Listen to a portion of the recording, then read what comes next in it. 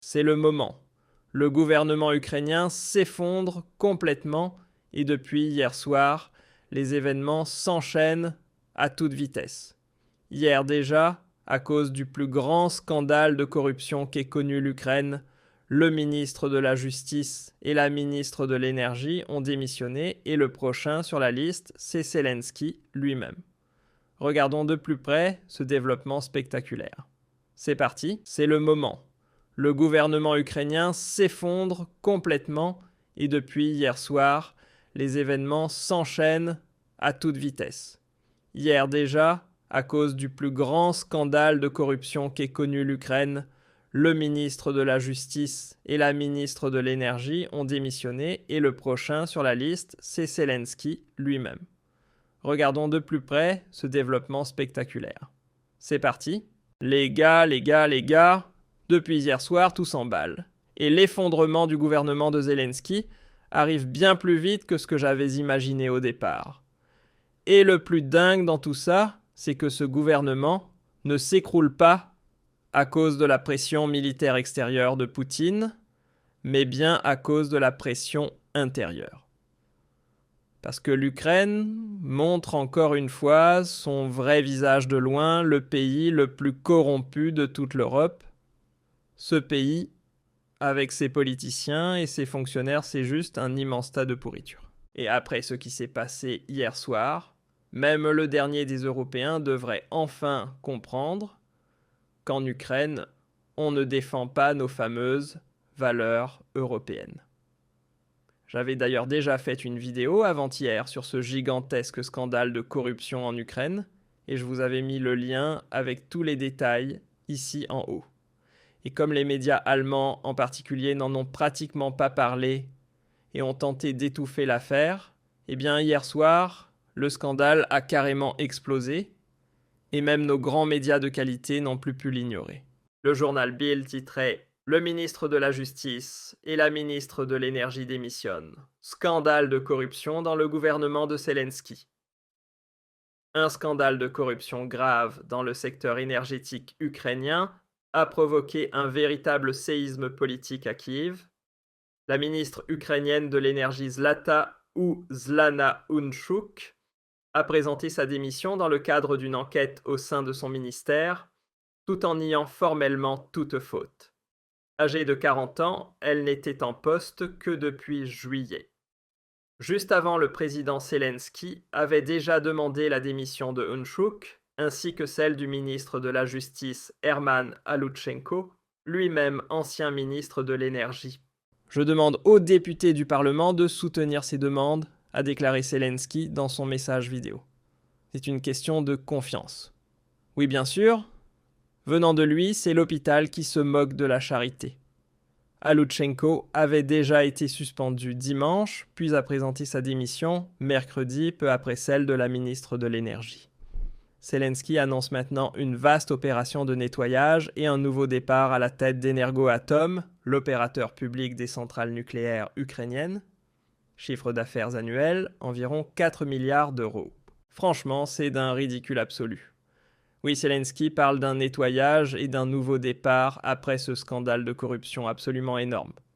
Mais bien sûr, comme toujours, les coupables, ce sont tous les autres. Lui, jamais.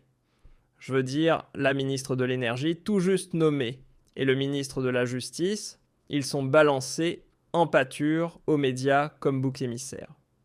Et pourtant, c'est Zelensky lui-même qui est trempé jusqu'au cou dans ce scandale. Et c'est sa tête qui devrait tomber. Parce que le cerveau derrière ce scandale a plusieurs milliards, c'est Timur Mindish, le comptable personnel de Zelensky, qui a fui le pays en urgence avant-hier, juste quelques heures avant la perquisition à son domicile. Et ce Timur Mindish n'a pas seulement détourné illégalement des millions pour lui-même, mais je pense aussi pour Zelensky. Et ça expliquerait pourquoi, premièrement, Mindish a reçu un tuyau juste avant la perquisition, ce qui lui a permis de prendre la fuite, et deuxièmement, pourquoi il a pu quitter le pays sans le moindre problème, alors qu'en principe, personne ne devrait pouvoir sortir. Et c'est aussi la raison pour laquelle Zelensky, il y a 2 mois, a mis les autorités anticorruption hors jeu et fait stopper l'enquête du parquet contre son comptable Mindisch. Il faut vraiment être naïf pour ne pas y voir quelque chose de louche. Mais maintenant, ce scandale à plusieurs milliards a bel et bien éclaté au grand jour, et même les médias occidentaux réclament désormais la démission de Zelensky. Le Télégraphe britannique écrivait « Ce scandale de corruption pourrait faire chuter Zelensky ». 2 ministres ukrainiens ont jusqu'à présent démissionné, soupçonnés d'avoir détourné 100 millions de dollars dans le secteur de l'énergie. Et le journal Politico enchaîne « Le scandale de corruption en Ukraine, le complot des 100 millions de dollars qui ébranlent Zelensky ». Cette semaine, l'Ukraine a été secouée par l'un des scandales de corruption les plus graves depuis le début de la présidence de Zelensky. Le Pioneer britannique a lui aussi titré « Le scandale qui pourrait faire tomber Zelensky ». Parmi les trésors découverts lors de l'enquête du Bureau national anticorruption ukrainien, on parle d'une toilette en or massif et d'armoires remplies de sacs contenant des liasses de billets de 200 €, tous reliés à l'homme d'affaires ukrainien bien connu Timur Mindisch. Ce dernier est très actif dans l'immobilier, les engrais, la banque et le commerce de diamants. Mais il est surtout connu comme copropriétaire de longue date de la société de production télévisée de Zelensky, Quartal 95. Les 15 mois d'enquête menée par le NABU sur la corruption au plus haut niveau des élites politiques ukrainiennes pourraient avoir des conséquences lourdes sur l'avenir politique de Zelensky. Bref, les médias britanniques sont tous d'accord, ce scandale va avoir de lourdes conséquences pour Zelensky et il pourrait bien le faire tomber immédiatement. Et franchement, quand on sait que ce sont justement les Britanniques qui ont toujours été les plus fervents soutiens de Zelensky et de l'Ukraine, c'est un verdict vraiment accablant. Et le pire, c'est que ce n'est même pas la première fois, tous les trimestres, un nouveau scandale de corruption éclate en Ukraine. Et à chaque fois, Zelensky nous sort la même rengaine. Oui, c'était un cas isolé, maintenant les choses vont s'arranger. Je veux dire, ce n'est qu'en septembre 2023 que Zelensky a viré le ministre de la Défense Reznikov après qu'un énorme scandale de corruption ait éclaté, et voilà qu'un nouveau scandale surgit avec encore d'autres ministres qu'on sacrifie comme boucs émissaires. Mais jusqu'à quand ça va continuer comme ça, jusqu'à ce qu'on coupe enfin la tête du serpent et qu'on destitue Zelensky. Ce gouvernement Zelensky est pourri jusqu'à la moelle.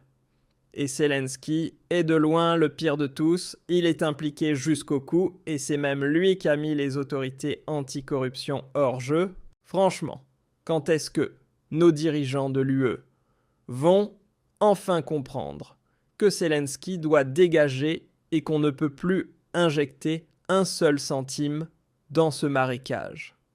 L'Ukraine ne perd pas cette guerre, parce que Poutine serait trop fort sur le champ de bataille, mais parce que tout le gouvernement ukrainien ment et trahit son propre peuple.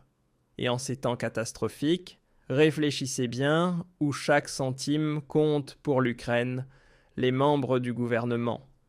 Et les hauts fonctionnaires se servent sans aucune honte, détournant des millions, voire des milliards, pour les mettre dans leur propre poche. Des millions qui au final manquent à l'armée des millions, avec lesquels on ne peut plus acheter ni munitions, ni missiles de défense. Et franchement, ce n'est même pas étonnant puisque l'Occident déverse des milliards et des milliards en Ukraine, sans même essayer de vérifier où cet argent finit réellement.